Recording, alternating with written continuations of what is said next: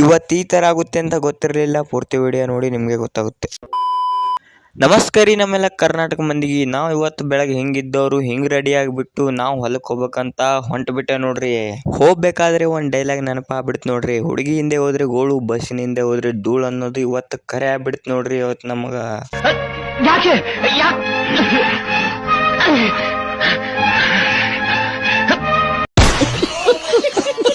Road ನೋಡ್ರಿ. Road ನಮ್ಮ ಮನೆ ಬಚ್ಚಲ್ ಕುಣಿ ಆಗೈತಿನ. ಬಚ್ಚಲ್ ಕುಣಿ ಏನ ಚಲೋ, ಅದಕ್ಕಿಂತ ಅನಾಹುತ ಆಗೈತ್ರಿ ರೋಡ.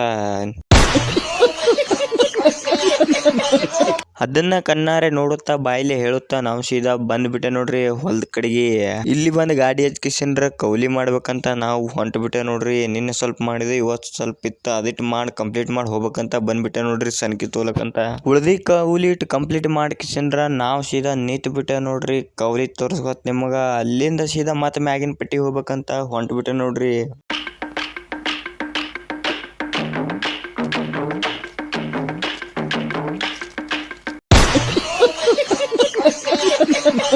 ಅಲ್ಲಿಂದ ಸೀದಾ ಬಂದು ಮ್ಯಾಗಿನ ಪಟ್ಟೆ ಸುದ್ನೆ ಒಟ್ಟು ಕೌಲಿ ಎಲ್ಲ ಕಂಪ್ಲೀಟ್ ಮಾಡಿ ಕಿಶನ್ರ ನಾವು ಸೀದಾ ಹೊಂಟು ಬಿಟ್ಟೇವ್ರಿ ಅಂಗಡಿಗೆ ಹೋಗ್ಬೇಕಂತ.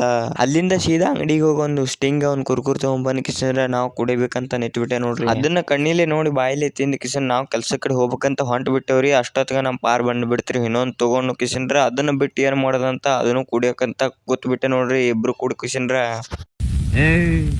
ನೀನ್ 7 ಮಿಂಡ್ರಿ ಆದ್ರೆ ನಾನು 14 ಮಿಂಡ್ರಿ.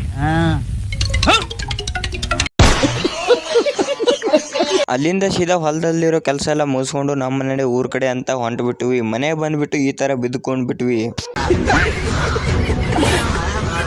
ಇದೊಂದು ವಿಡಿಯೋ ಇಷ್ಟ ಆದ್ರೆ ಲೈಕ್, ಶೇರ್, ಫಾಲೋ ಮಾಡೋದು ಮಾತ್ರ ಮರಿಬೇಡ್ರಿ. ಸಿಗೋಣ ಮುಂದಿನ ವಿಡಿಯೋದಲ್ಲಿ.